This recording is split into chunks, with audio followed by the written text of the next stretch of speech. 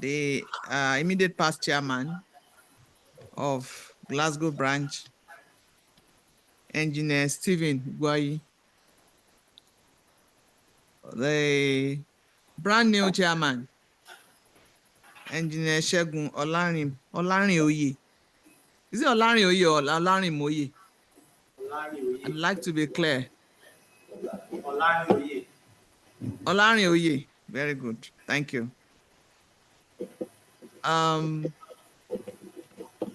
National EXCO members who are on the call, distinguished fellows of the Nigerian Society of Engineers on the call, chairmen of divisions of NSE here present, chairmen of branches, other branches of NSE here present, distinguished members, corporate members, graduate members, and student members of the Nigerian Society of Engineers here present, very distinguished guests. In particular, let me recognize the keynote speaker of today and other very distinguished guests. Good morning, everyone. I welcome you all to this auspicious occasion of the inauguration of Engineer Segun Olarin-Oye, MNSE, as the third chairman of Glasgow branch, the 81st branch of the Nigerian Society of Engineers. And of course, the inauguration of other executive committee members of NSE Glasgow branch. I'd like to start by acknowledging the steady growth and expansion of the NSE Glasgow branch since inception. The growth indeed is worthy of commendation. And before I go further talking about the growth, I'd like to also recall the fact that every other year since inception, the branch has organized very robust programs, a whole week of engineering activities, conference, and seminars. Of particular interest is the one that took place in year 2024, where we also witnessed a very robust synergy between the Glasgow branch of NSE and the government of Scotland. Congratulations. This growth can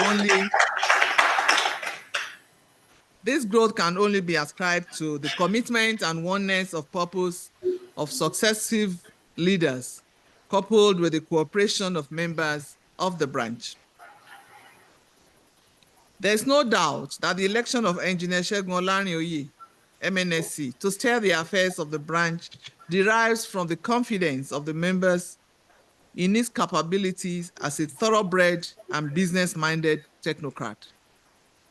He is a tested professional on a mission to make valuable impact, and we believe that he has earned this reputation by his exemplary performance in his earlier assignments. I am confident that with the support of every member of the branch, he will achieve a lot in the 2 years of his tenure. And I'd now like to also congratulate the immediate past chairman for a very successful tenure. The 2 years of impact have indeed shown in the report and the records that we have of Glasgow branch. I therefore challenge the new EXCO to build on the existing legacies of the past leaders. And you should not only do that, but also open new vistas for the branch's further development in the areas of membership growth, increased community relationship, and impact.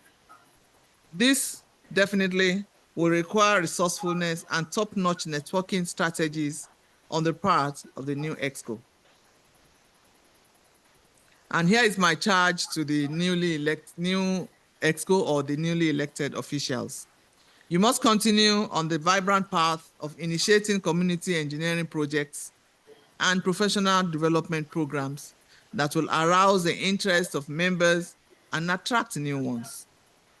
I believe that Engineer Larry Oye and this new EXCO have all it takes to uplift the fortunes of the branch to higher altitudes.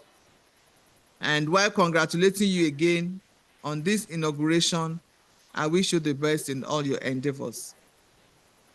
Commitment to the NSE agenda. My dear colleagues, I want to assure you that we shall remain focused on the agenda that we have set for ourselves.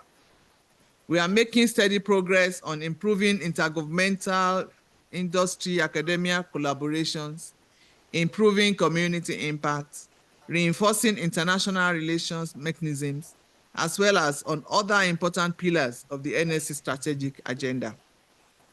I'm counting on the support and commitment of all members to enable us take our great society to higher heights. And on this note, I'd also like to speak on the responsibility of members to the society.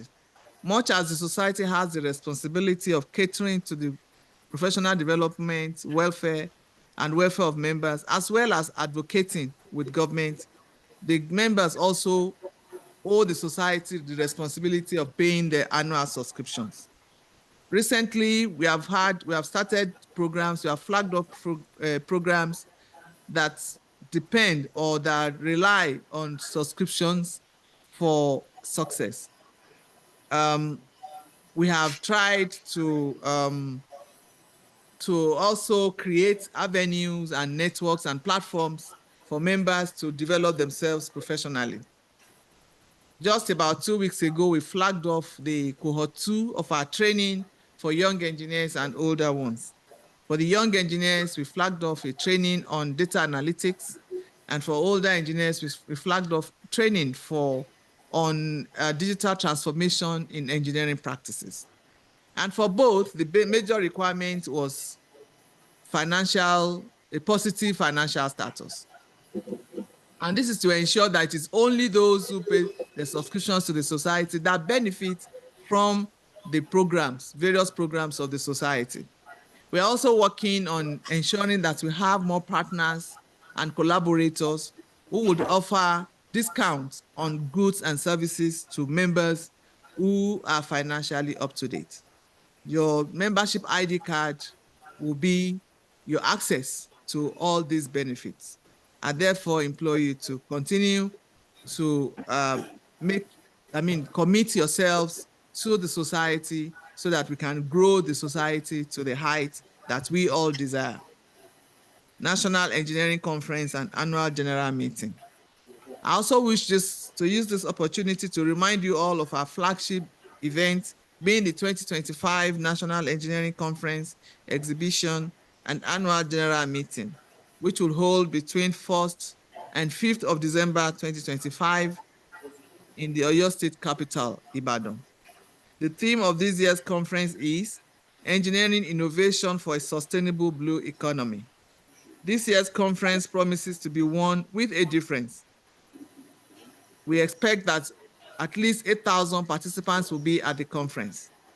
Last year's conference witnessed a figure, an attendance that was much higher than we had in recent past. And I believe that this year we will have a higher attendance. There will be programs during the conference. I encourage every member to register for the conference. We had the executive committee meeting on Thursday, and I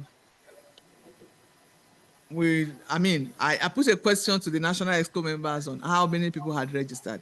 And I want to assure everybody here today that most of the National Exco members have registered for the conference. We, as promised at my investiture, I am leading from the front. And I was the first person to register on the day that the portal opened for registration. As of today, we have about 120 people who have registered for the conference. So Glasgow branch, we expect that all of you will register for the conference within the next quarter so that we can start planning in earnest for a very fruitful and successful conference. On this note, I'd like to again congratulate the engineer Segun Olarinoye and his team on their inauguration. Your inauguration today means a lot to us in the headquarters, because it signifies the beginning of a new era, and which we expect to be even more impactful than the past. Glasgow branch from inception has hit the ground running, and we expect that you would be sprinting and not just running. So congratulations once again to the new executive committee, and indeed the entire members of Glasgow branch. I'd also like to use this opportunity to thank the members of the International Mobility Committee, which comprises of all our branches in the diaspora. I want to thank all of you for all that you do to not just represent the Nigerian Society of Engineers outside Nigeria, but for also making us proud in your various endeavors. So congratulations to all of you, as I hope to see you in Ibadan at the end of this year by December, by God's grace. Thank you all, and God bless you.